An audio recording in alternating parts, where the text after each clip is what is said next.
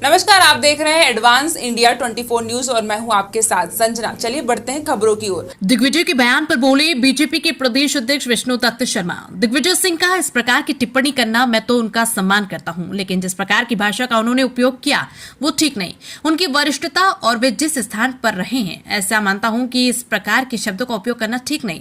लेकिन फिर भी दिग्विजय सिंह, आपसे एक बात कहना चाहता हूं, जो आपने कहा उसके आधार पर अगर आप हमारे जनजाति और अनुसूचित जाति के भाई बहनों का हक छीन कर मुसलमान को देना चाहते हैं, अगर मैं इस बात का विरोध करता हूं तो मुझे ये नपुंसकता स्वीकार है। दलित आदिवासी भाइयों का हक मुसलमान को देने के लिए आपका जो प्रयास है, मैं आपके उस पौरुषत्व को चैलेंज करता हूं। मैं ऐसे शब्दों का उपयोग तो नहीं करूंगा जिन छोटी और हल्के शब्दों का आपने उपयोग किया, लेकिन आपकी मानसिकता दुर्भाग्यपूर्ण है। देश के अंदर आज भी आप मुसलमान के हक के लिए हमेशा से ये बात कहते रहे कि कांग्रेस के आपके प्रधानमंत्री ने कहा है कि देश में संसाधनों पर पहला हक मुसलमान का है। आपके बड़े नेता भी कहते हैं आरक्षण में मुसलमान को आरक्षण देना या नहीं, अनुसूचित जाति जनजाति के भाइयों का हक छीन लेना है। तो अगर आप भी इसी को पौरुषत्व मानते हैं तो मैं इसे चैलेंज करता हूं। दिग्विजय सिंह जी का इस प्रकार की टिप्पणी करना, मैं तो उनका सम्मान करता हूं, लेकिन जिस प्रकार की भाषा का उन्होंने उपयोग किया है, ये उनकी वरिष्ठता और जिस स्थान पर वो रहे हैं, मैं ऐसा मानता हूं कि इस प्रकार के शब्दों का उपयोग करना ठीक नहीं है। लेकिन फिर भी दिग्विजय सिंह जी, मैं एक बात जरूर कहना चाहता हूं कि जो आपने कहा उसके आधार पर अगर आप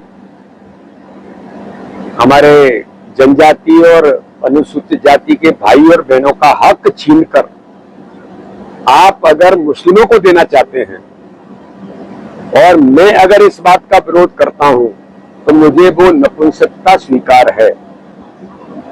और दिग्विजय सिंह जी, आप अगर उन दलित भाइयों का, अनुसूचित जनजाति और अनुसूचित जाति के भाई और बहनों को हक को छीन करके मुसलमानों को देने के लिए ये आपके जो प्रयास है, तो मैं आपके उस पौरुषत्व को भी चैलेंज करता हूं। इसलिए मैं ऐसे शब्दों का उपयोग तो नहीं करूंगा जिस छोटे और हल्के शब्दों का आपने उपयोग किया है। लेकिन दुर्भाग्यजनक है आपकी मानसिकता। देश के अंदर आज भी जो आप मुसलमानों के हक के लिए आप हमेशा से कहते रहे, कांग्रेस के अंदर आपके प्रधानमंत्री ने कहा कि पहला हक मुसलमानों का है। आपके कांग्रेस के बड़े नेता ही कहते रहे कि आरक्षण में मुसलमानों को आरक्षण देना